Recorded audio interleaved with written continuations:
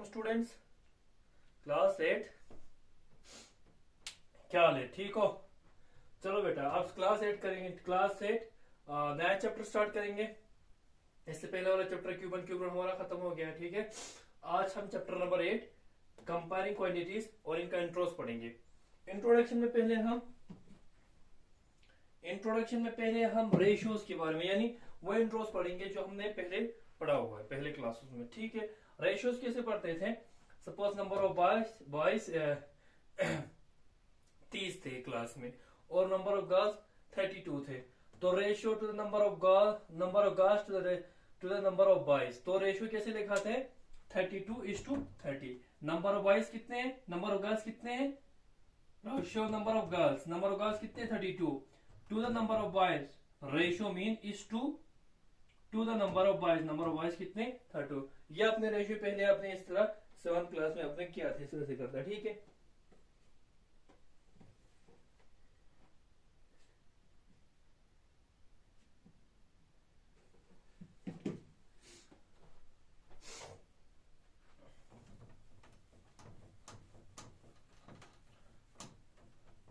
अच्छा इसके बाद आपने आई थिंक परसेंटेज के मैंने पढ़ा होगा।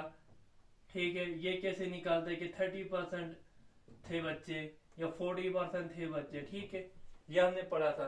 तो 40% में कैसे चेंज करते हैं ये आपने सीखा हुआ। ठीक है, लेकिन आज हमने क्या सीखना है देखो, और साथ में आप लोगों को दिया होगा शायद, आई थिंक आपको दिया होगा कि भैया 2:3 दिया होगा। 2:3 आप इसको परसेंटेज में चेंज करो, यानी कि जो रेशियो दिया गया है change it into ratio percentage, into ratio percentage, यानी परसेंटेज का आप रेशियो बनाना है। देखो कैसे बनाते हैं, देखो 2 3 प्लस दोनों को ऐड करना है, 2 + 3 इंटू 100 करना है, तो क्या हो जाता है 2/5 इंटू 100। ये कितना हुआ? 5 1 5 2 10, वो ये 40% हुआ। ठीक है, और इसी तरह आप 3/5 करेंगे, 3/5 इंटू 100, ये है ना 3, ये वाला। अब पहले 2 इंटू 1/5 कर ले, फिर 3/2 + 3। ठीक है, ये 40% आ गए जी। अब देखो ये कितना आता है? 3/5 इंटू 100, ये आपको आता है 3/5 1 5 5 2 10, ये तो आता है, ये कितना आता है 20, और 20 इंटू ये तो 60। तो अगर आप 2:3 को परसेंटेज में चेंज करोगे तो सॉरी रेशियो परसेंटेज में चेंज करेंगे तो आता है 40% इज टू 60%, इस तरह। अच्छा, आप ये बोलेंगे, कोई आपको ये बताएगा भाई ये 2/3 ही चेंज कर लो परसेंटेज में, 2/3 इसी को परसेंटेज में चेंज कर लो, तो आपको पता है ना 2/3 तरह से होता है 2/3, सॉरी 2:3 को परसेंटेज में चेंज कर लो, तो आप सबको पता है 2:3 का मतलब है 2/3। तो आप क्या करेंगे, 2/3 को 100 से मल्टीप्लाई कर लेंगे, इसको सीधे परसेंटेज से चेंज कर सकते हैं। 3 3 9, 3 3 तो 3 तो 2 6, 66.6% चेंज आ जाएंगे। तो आप इसको ऐसे चेंज कर लेंगे बेटा। ठीक है, ये रेशियो परसेंटेज हो गया, ये इसी रेशियो को ही परसेंटेज में अपने चेंज कर दिया बेटा।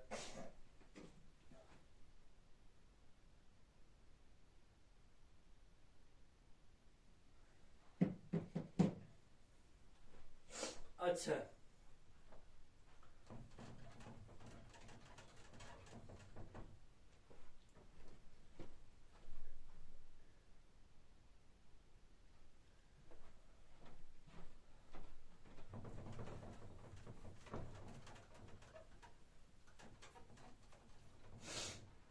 देखो, अच्छा सपोज थे आपके क्लास में या आपके गांव में,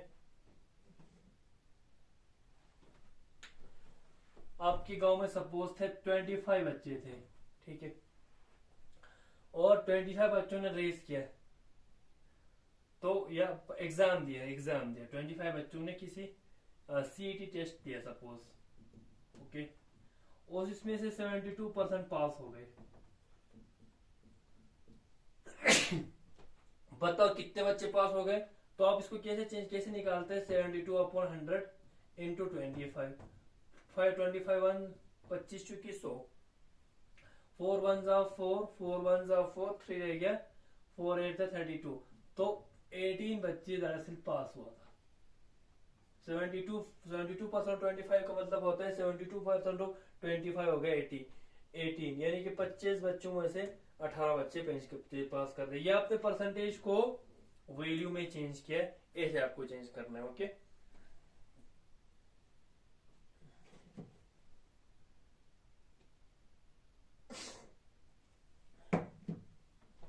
अच्छा, हम इंट्रोस पढ़ रहे हैं बेटा, ऊपर ऊपर से हम इंट्रोस सारे पढ़ रहे हैं, ठीक है। अभी आप करेंगे बेटा फाइंडिंग इंक्रीज या डिक्रीज,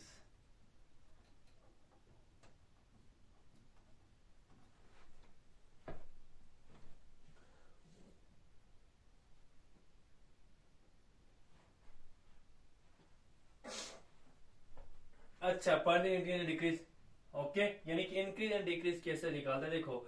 अच्छा, एक कार था बेटा, इसकी कीमत है सपोज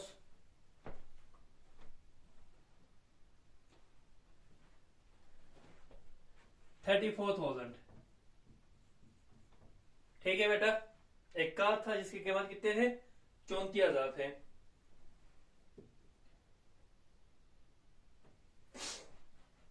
ओके बेटा, पहले एक कार था, उसकी कीमत, यहां पर हम क्या निकाल रहे हैं, फाइंडिंग डिक्रीज कैसे निकालते हैं। देखो एक कार था, इसकी कीमत 34,000 था। एक साल के बाद क्या हुआ बेटा, एक साल के बाद पता है, एक साल के बाद इस कार की कीमत बढ़ के कितने परसेंट बढ़ गए, 20% बढ़ गए, ठीक है। इस कार की कीमत कितने परसेंट बढ़ गए, 20% इंक्रीज हो गए।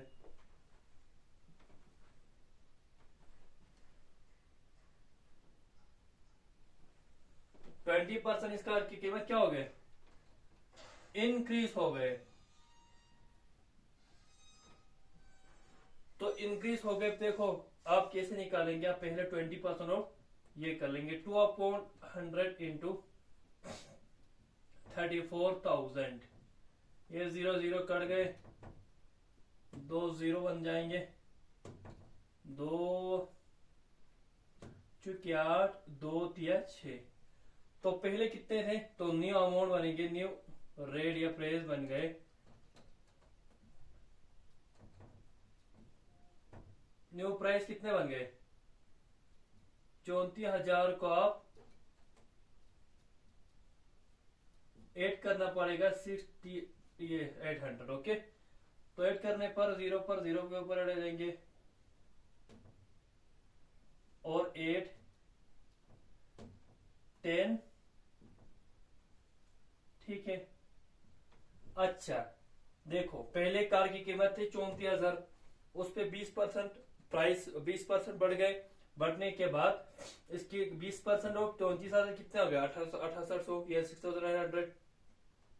तो 34,000 पर 6,800 ऐड करेंगे, ऐड करने के बाद ये इंक्रीज प्राइस बन गए कार के। इस तरह से आप निकालेंगे, पहले जो कार था 34,000 था, इसको 20% इंक्रीज हो गए, तो पहले हमें 20% इसका 20% निकालना है, इसका 20% बनता है 62,000, 6,800 सॉरी। तो इसके बाद क्या करेंगे आप बेटा, इसके बाद आप जो इंक्रीज बन गए 20% इंक्रीज हुआ था, 20% आपका बनता है 6,800, आप 6,800 34,000 पर ऐड कर लेंगे, ऐड करने के बाद जो अमाउंट बनता है वो आपका न्यू अमाउंट या इंक्रीज अमाउंट बनता है। या आपने इंक्रीज देखा, इंक्रीज, ओके। अगर सेम क्वेश्चन अगर डिक्रीज में होता, तो अगर सेम क्वेश्चन अगर एक साल पे ऑफर आ गए थे, सपोज ऑफर था, ठीक है, ऑफर था, तो ऑफर क्या आ गए कि इस कार के ऊपर 20% रेट डिक्रीज हो गया जो, ठीक है। तो आप सेम चीज करेंगे, 20/100 इंटू 34,000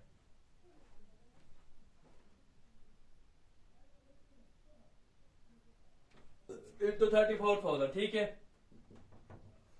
तो क्या बन गया देखो, 0 0 2 बढ़ जाएगा जो 2 इंटू 0 0, 2 चुकी 8, हाँ 2 चुकी 8, 2 3 6, 6800 इसका रेट बच गया, ठीक है। इतना उसका रेट घट गया, तो डिक्रीज हो गया। इसका मतलब आप क्या करेंगे डिक्रीज के लिए, डिक्रीज इन प्राइस, प्राइस में डिक्रीज हो कितना उसकी निकालने के लिए क्या करेंगे, 34,000 में से आप 600 को निकालेंगे। इसके बाद 0 में से 0 को निकालो, 0 में से 0 को निकालो, 10 में से 8, 2 यहां पर 3 बच गए, 13 में से 6, 7 बच गए, और ये अब उसका प्राइस कितना बन गया 27,200। पहले कितने थे 34,000, तो डिक्रीज हो गया 20%, 20% डिक्रीज हो गया। इसका मतलब 68,100 डिक्रीज हो गया, और न्यू अमाउंट इसका इतना बन गया। ये आपने फाइंड इंक्रीज एंड डिक्रीज किया, ठीक है बेटा।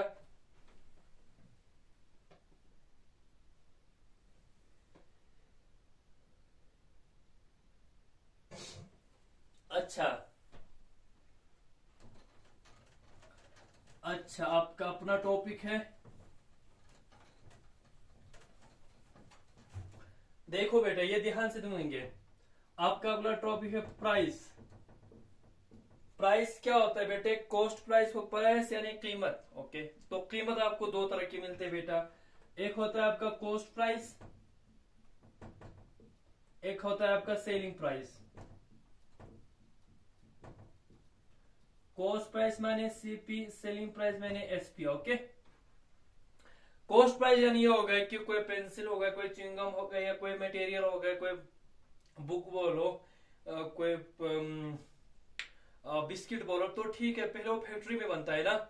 फैक्ट्री में पहले कौन खरीदता है, फैक्ट्री से जहां पर ये चीजें जो बनते हैं, जहां से ये चीजें बनता है, जैसे ये मार्कर कहीं जगह बन गया है ना, और इसी तरह ये बोर्ड, उसी तरह ये वुड, तो ये कहीं जगह बनता है, कहाँ बनते हैं, इंडस्ट्रीज में बनता है, फैक्ट्रीज में बनता है। तो वहां से कोई लोग खरीदता है, कौन खरीदता है, दुकानदार खरीदते हैं। तो दुकानदार जिस रेट से, जिस प्राइस से, जो पैसा देकर, जो रेट देकर, जो पैसा देकर फैक्ट्री से या इंडस्ट्रीज से जो माल खरीदते हैं, चाहे वो मार्कर हो, चाहे वो बोर्ड हो, चाहे वो जो चीज भी हो, वो जो जहां से बनते हैं, जिस इंडस्ट्री से बनता है, जो फैक्ट्री से बनता है, वहां से वो चीज वो खरीदते हैं ना, तो कुछ पैसे देकर वो खरीदते हैं। वो जो कुछ पैसा दे रहा है ना, जो वहां से वो फैक्ट्री से खरीद रहा है, उस पैसे को, उस प्राइस को बोलते हैं कॉस्ट प्राइस, ठीक। अच्छा दुकानदार वो चीजें, प्रोडक्ट इंडस्ट्री से खरीद के अपनी दुकान में भरते हैं, तो ठीक है। और उसके बाद वो किसको बेचते हैं, कस्टमर को, यानी आम नागरिक को, आम लोगों को, हम जैसे लोगों को वो लोग बेचते हैं। तो कौन बेच रहा है, दुकानदार बेच रहा है, ठीक है। तो वो होता है सेलिंग प्राइस, ठीक है, ओके। देखो सपोज एक पेन, उसने कॉस्ट प्राइस था एक पेन का जो उसने इंडस्ट्री से खरीदा, तो सपोज उसका 8 रुपीज था, और उसने वो पेन दुकान पे लाया, दुकान पे लाने के बाद उसने पर पेन 8 रुपीज था, तो उसने वो पर पेन 10 रुपए में बेच दिया। अच्छा बताओ इसमें सेलिंग प्राइस बड़ा है और कॉस्ट प्राइस से, ओके। अच्छा अब देखो वो उसने वो चीज जहां से खरीदा, फैक्ट्री से 8 रुपए में खरीदा, और दुकान पे लाने के बाद कितने बेचा, 10 रुपए में बेचा। तो उसको क्या मुनाफा हुआ, घटा हुआ, उसको प्रॉफिट हुआ। और हमेशा याद रख लो अगर सेलिंग प्राइस बड़ा है कॉस्ट प्राइस से, तो हमेशा वो प्रॉफिट होता है, समझ लो ना। ये मैं फैक्ट्री से 5 रुपए में लेता हूँ अपनी दुकान पे, और मैं कस्टमर को 10 रुपए में बेच रहा हूँ, तो मेरे को 5 रुपए का मुनाफा हुआ ना। तो हमेशा यानी कि मैंने सेलिंग प्राइस बढ़ा लिया, कॉस्ट प्राइस से मैंने सेलिंग प्राइस बढ़ाकर मैंने भेजा, तो आपको क्या मिलेगा, प्रॉफिट मिलेगा, ओके। अगर यही चीज मैंने 10 रुपये में लाया और 8 रुपये में बेचा, तो यहां पर सेलिंग प्राइस जो है कॉस्ट प्राइस से छोटा बन रहा है, तो यहां पर आपको लॉस होता है बस। क्योंकि यहां से मैं खरीद रहा हूँ, फैक्ट्री से मैं 8 रुपए में खरीद रहा हूँ, यहाँ पर 5 रुपए में बेच रहा हूँ, तो सेलिंग प्राइस कॉस्ट प्राइस से बहुत कम है। तो उस टाइम पर आपको क्या बन जाएंगे, क्या आएंगे रिजल्ट, लॉस आएंगे।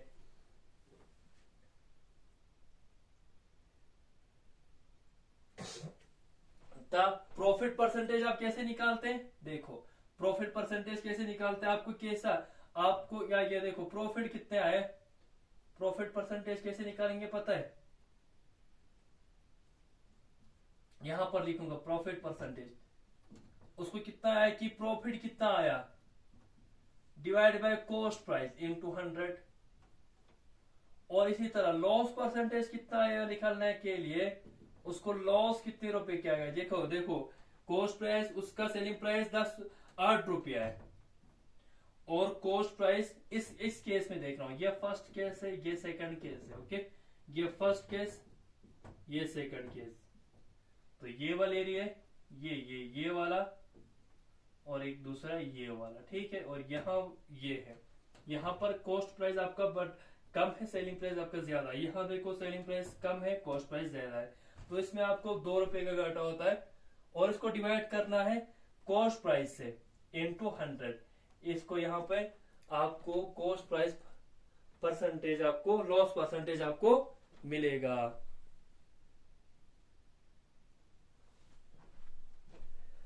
ठीक है बेटा, तो आपका कॉस्ट लॉस परसेंटेज आपको कैसे निकालते हैं, loss upon selling price into 100, यह आपका क्या बनता है, लॉस परसेंटेज निकालता है, ठीक है।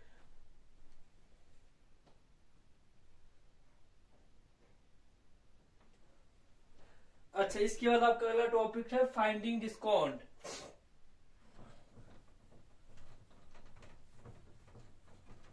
अच्छा बेटा, अच्छा ऐसा कर लो, आज के लिए इतना काफी है। अभी अगला जो इंट्रोस में इसके बाद है फाइंडिंग डिस्काउंट है, इसके बाद कंपाउंड आई थिंक इंटरेस्ट आ जाएगा, सैंपल इंटरेस्ट और कंपाउंड इंटरेस्ट, इसके बाद इंशाल्लाह हम अगला वीडियो में हम एक्सरसाइज ही शुरू कर लेंगे, ठीक है। तो आज के लिए इतना काफी है बेटा, ये जो इंट्रोस मैंने छोटे छोटे इंट्रोस बनाकर वो डिफिनेशन में आपको दिया है, वो अच्छी तरह देख लो, आपको सब कुछ समझ में आ जाएगा, और ये जरूरी है एक्सरसाइज शुरू करने के लिए, इंट्रोस ये चीजें आपको समझने के लिए, बहुत समझ में आने के लिए बहुत जरूरी है, ठीक है। तो ये अच्छी तरह देखेंगे, समझने की कोशिश भी करेंगे, ठीक है बेटा। फिर खुदा हाफिज, टेक केयर।